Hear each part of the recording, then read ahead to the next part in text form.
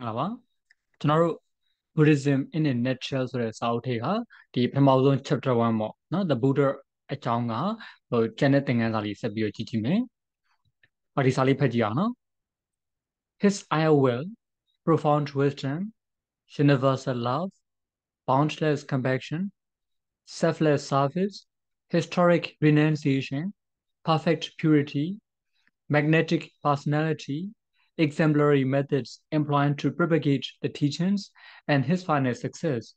All these factors have compelled about one-fifth of the population of the world today to hail the Buddha as their supreme teacher. အကုန်လုံးမှတစ်ကြောင်းဖြစ်နေရပါတော့အဲ့တော့ပြန်ရှင်းလိုက်မယ် his iron will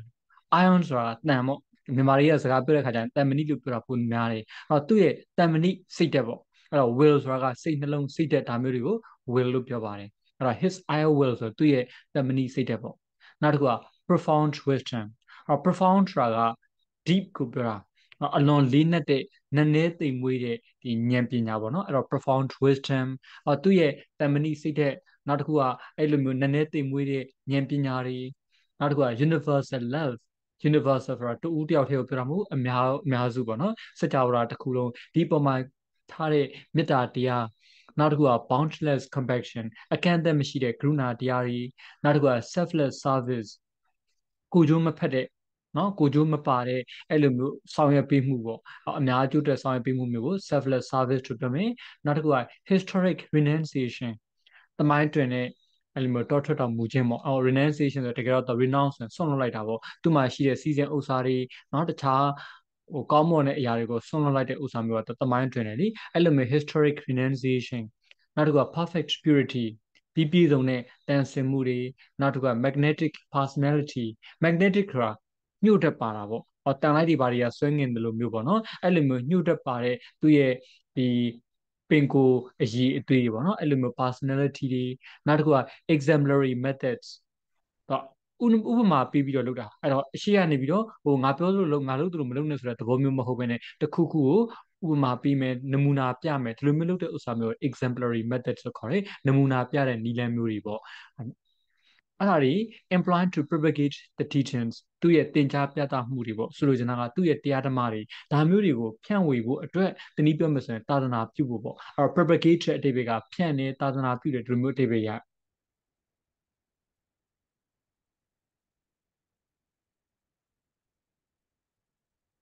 နော်အဲ့တော့ဖြန့်နေသာသနာပြုတဲ့ဒါမျိုးရဲ့အဓိပ္ပာယ် propagate ပေါ့အဲ့တော့သူ့ရဲ့အဆုံးအမတွေတနည်းပြောမယ်ဆိုရင်သူ့ရဲ့တရားဓမ္မတွေပေါ့ဒါတွေကိုဖြန့်ဝေဖို့အတွက်အဲ့လိုမျိုးအသုံးပြုခဲ့တဲ့ဥစ္စာတွေအဲ့ဒါတွေအကုန်လုံးက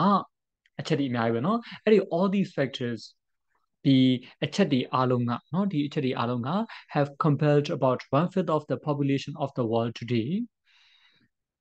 compelled ဆိုတာကလှုံ့ဆော်တာဖန်ဆားတာဒါမျိုး compelled လုပ်တယ်လို့ခေါ်ပါတယ်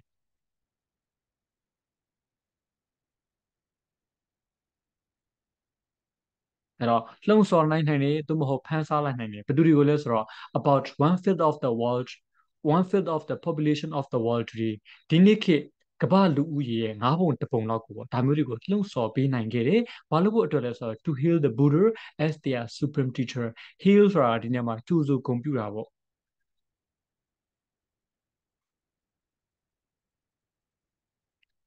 to hail the Buddha as their supreme teacher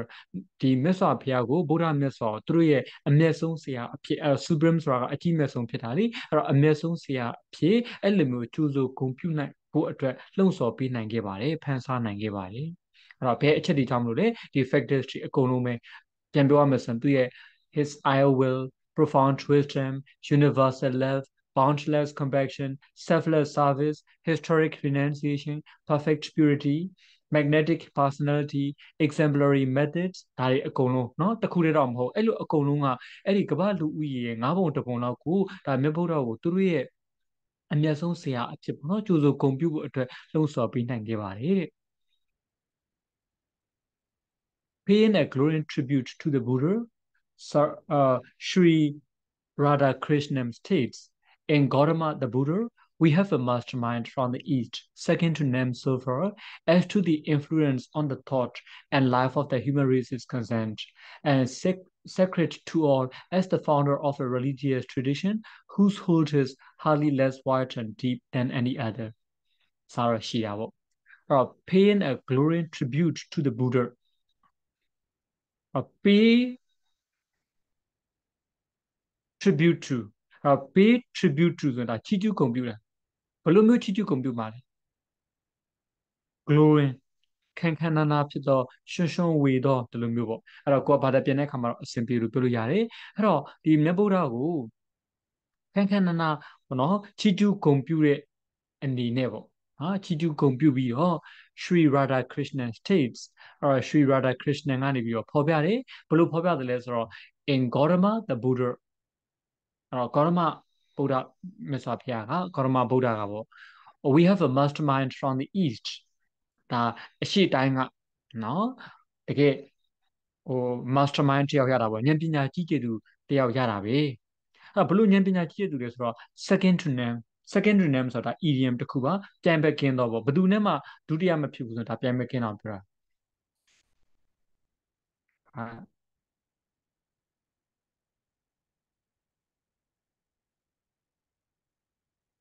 တာပြန်ပဲကင်းတော့လို့ပြောမယ်second to name so far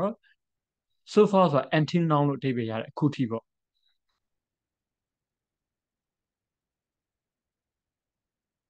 second to name so far ဆိုရင်ခုထိလုံးဝပြန်ပဲကင်းနေဘာနဲ့ပတ်သက်ပြီးတော့လဲ as to the influence on the thought and life of the human race is concerned concerned ဆိုတာကသက်ဆိုင်တဲ့ပတ်သက်တဲ့ဒီလိုမျိုးအဓိပ္ပာယ်ရအဲ့တော့ဒီလူသားမျိုးနဲ့သက်ဆိုင်သမျှအဲ့ဒီအတွေးတွေဘဝတွေအဲ့ဒီအပေါ်မှာလွှမ်းမိုးမှုနဲ့ပတ်သက်ပြီးတော့အခုထိဆိုရင်ဒါပြန်ပဲကင်းတဲ့အရှိတိုင်းကဉာဏ်ပညာကြီးမြတ်သူပါပဲဒါတစ်ချက်ပေါ့နော်နောက်တစ်ခုက and sacred to all as the founder of a religious tradition sacred တခုခုအထွတ်အမြတ်ထားတာကို sacred ပြောတယ်sacred to all ဆိုတို့တွေအားလုံးအတွက်လည်းအထွတ်အမြတ်ထားရတယ်ဘာအဖြစ်လဲဆိုတော့ as the founder of a religious tradition ဒီဘာသာရေးအစဉ်အလာတစ်ခုပေါ့နော်ဒါကိုထူထောင်သူအဖြစ်အဲ့ဒါဘလို့ဘာသာရေးအစဉ်အလာဟိုထူထောင်တဲ့သူလဲဆိုတော့ whose hold is hardly less wide and deep than any other hold ဆိုတာဒီညမှာဩဇာတို့အာဏာတို့ချုပ်ကိုင်မှုတို့ဒီလိုမျိုးပြောတာပေါ့ဩဇာတို့ဘာသာပြန်လိုက်မယ်whose holder သူ့ရဲ့ဩဇာက is hardly less wide and deep than any other အဲ့တော့တခြားဘသူမဆိုထက်ဟိုတည်တည်ပြင်းပြင်းဖြစ်တာတွေနှဆိုင်မှုတွေမှာနေသွားတာမျိုးမရှိတဲ့ဆိုလိုတာကသူများထထောင်တာမယ်ရော့သွားတာမျိုးမရှိစေရဘူးเนาะအဲ့လိုမျိုးဖြစ်တဲ့အဲ့ဒီ religious tradition တစ်ခုရဲ့နော်ဒီဘာသာရေးအစဉ်အလာတစ်ခုရဲ့ထူထောင်သူအနေနဲ့တို့တွေအားလုံးအတွက်လည်းအထွတ်မြတ်ထားတာဖြစ်ပါတယ်He belongs to the history of the world's thought, to the general inheritance of our cultivated man, for judged by intellectual integrity, moral honestness, and spiritual insight. He is undoubtedly one of the greatest figures in history. Belongs to ဆိုတာပိုင်ဆိုင်တာ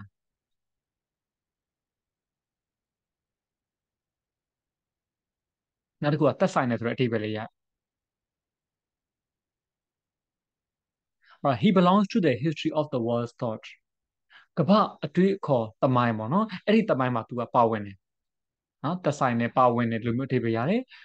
နောက်တစ်ခုကဗမာလဲပါသေးတယ်ဆိုတော့ to the general inheritance of all cultivated man ဒီနေရာမှာ cultivated ဆိုရင်ယဉ်ကျေးတာပြောတာ all cultivated man ဆိုရင်ယဉ်ကျေးတဲ့လူသားတွေအားလုံးပေါ့နော်ဒါတွေအကုန်လုံးရဲ့ဒီ general inheritance လဲ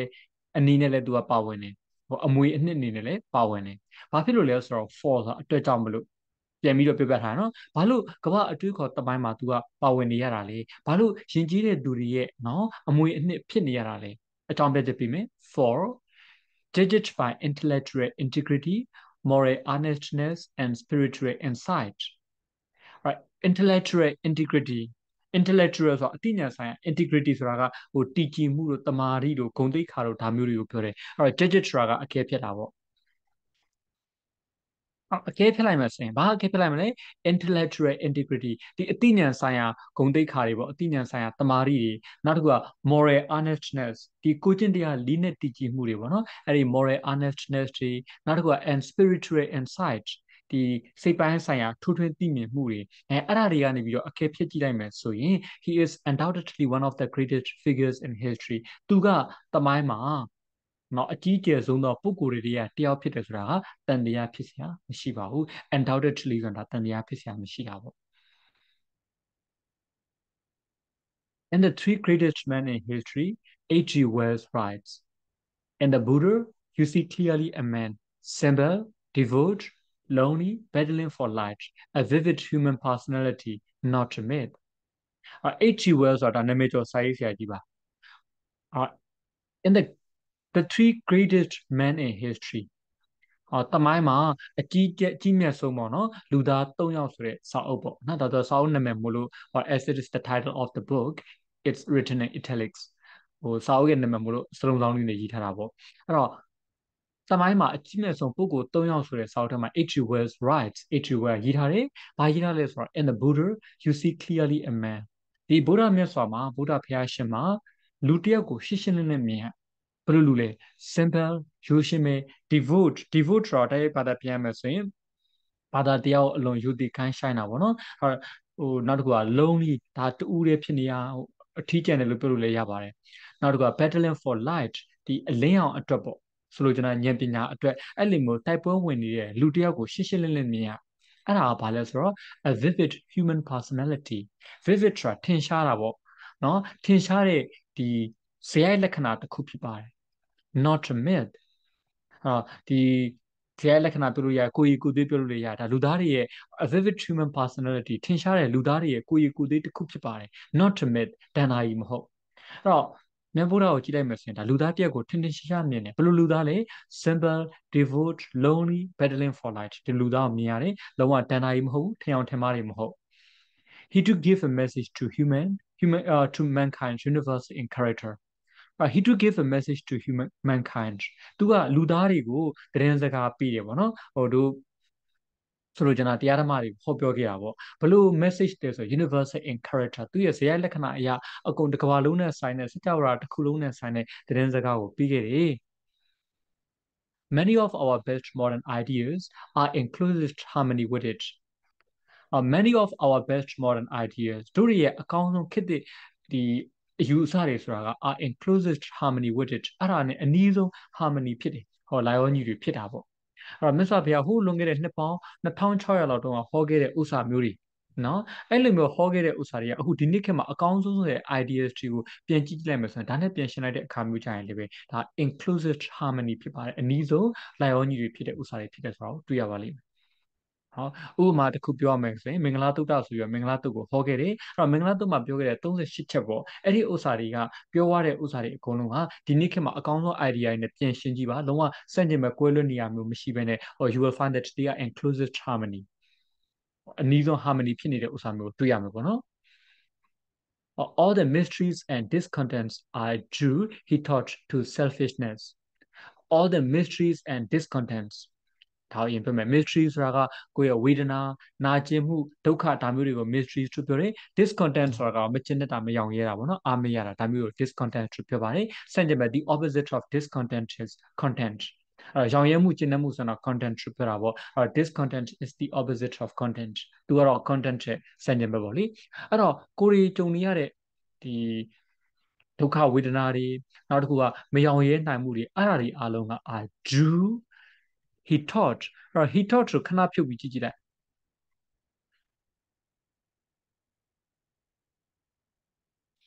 အဲဆိုရင် due to selfishness ဆိုတဲ့ဥစ္စာသတ်တွေ့လိမ့်မယ်နော်အဲ့တော့ဘာဖြစ်ကြောင်လဲဆိုတော့ကိုယ့်ရဲ့အတ္တကြောင့်ဖြစ်ပါတယ်အတ္တကြီးမှုကြောင့်ဖြစ်ပါတယ်ဒီလိုမျိုးသူကသင်ကြားပေးခဲ့တယ်ပေါ့နော်အဲ့တော့ကိုရီကြုံတွေ့ရတဲ့ mystery တွေ discontent တွေအားလုံးကကိုယ့်ရဲ့အတ္တကြောင့်ဖြစ်တယ်ဆိုတာကိုသူကသင်ကြားပြသခဲ့ပါတယ် Before a man can begin serene he must cease to live for his senses or himself Before a man can begin serene ဆိုတာကကြည်လင်အေးငြိမ်းတာတည်ငြိမ်ငြိမ်းချမ်းတာပေါ့အဲ့တော့ before a man can begin serene ဆိုရင်လူတစ်ယောက်ကတည်ငြိမ်ငြိမ်းချမ်းမှုမရခင်မှာ he must cease to live for his senses or himself senses ဆိုတာအာယုံပေါ့နော်ကာမဂုဏ်အာယုံတွေပေါ့အဲ့တော့ကာမဂုဏ်အာယုံတွေအတွက်ဒီလိုမျိုးနေထိုင်တဲ့ဥစ္စာမျိုးဒါမှမဟုတ်သူကိုယ်တိုင်အတွက်နေတဲ့ဥစ္စာမျိုးကိုရပ်တန့် နော်ဒါမှသာလေတည်ငြိမ်အေးချမ်းမှုကိုရနိုင်တယ်အဲ့လိုမျိုးဖြစ်တဲ့အခါမှာ then he merges into a great being အဲ့တော့ merges တွင်တဖြည်းဖြည်းပြောင်းလဲသွားတော့ into a great being ဆိုကြီးမြတ်တဲ့ပုဂ္ဂိုလ်တယောက်အဖြစ်ကိုဒါတဖြည်းဖြည်းပြောင်းလဲသွားလိမ့်မယ် merge ဆိုတာဒီနေရာမှာတဖြည်းဖြည်းပြောင်းလဲသွားလို့အဓိပ္ပာယ်ရတယ်တခြားအဓိပ္ပာယ်တွေရှိတယ်ဥပမာပေါင်းစည်းတယ်လို့ပြောဆိုနေတာ merge လောက်တာပါ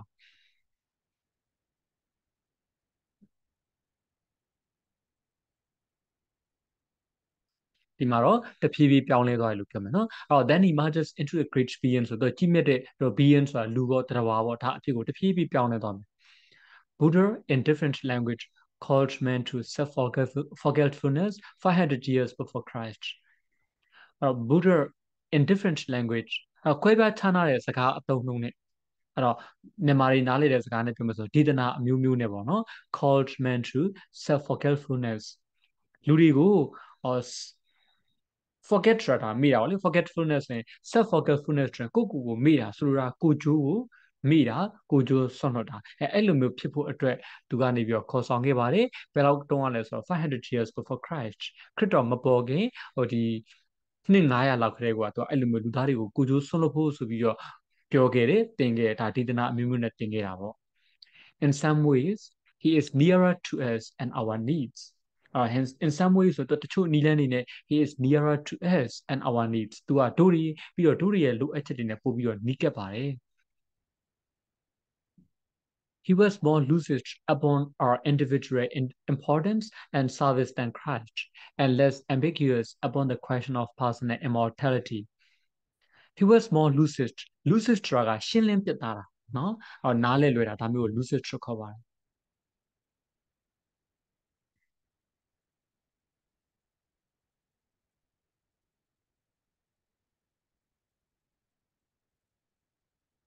ရှင်းလင်းပြသတာတို့နားလည်လွယ်တာတို့ဒါမျိုးကို lucid truth ခေါ်ပါတယ်အဲ့တော့ he was more lucid upon our individual importance and service than Christ အဲ့တော့ခရစ်တော်ထက်ဆိုင်သူကနော်ဒီကိုတူချင်းစီရဲ့အရေးပါမှုတွေ importance တွေနောက်တစ်ခုက service ပေါ့အများအကျိုးဆောင်ရွက်မှုတွေပေါ့နော်အဲ့ဒါမျိုးနဲ့ပတ်သက်ပြီးတော့ပို့ပြီးတော့ရှင်းလင်းပြသပြီးတော့နားလည်ဖို့လွယ်တယ်ဒါပေမဲ့ and less ambiguous upon the question of personal immortality ကိုဒီလူဦးတူချင်းပေါ့နော်ဟိုမတေတာပေါ့ထာဝရရှင်တန်တာဒါမျိုးနဲ့ပတ်သက်တဲ့မိကုန်းတွေမှာမျိုးဆိုရင်တော့သူကဟိုမပြတ်တာဘူးပေါ့ပြပြတတာမပြောဘူးဟိုထာဝရရှင်တန်နိုင်တယ်ဆိုတဲ့ကိစ္စမျိုးတွေမပြောခဲ့ဘူးပေါ့